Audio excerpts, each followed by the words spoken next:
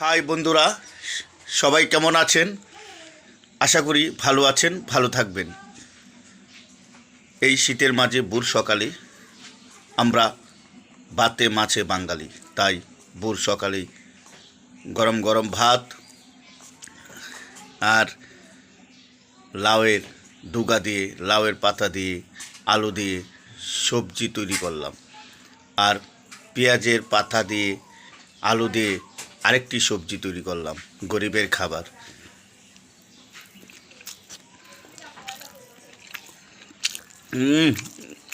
মজা।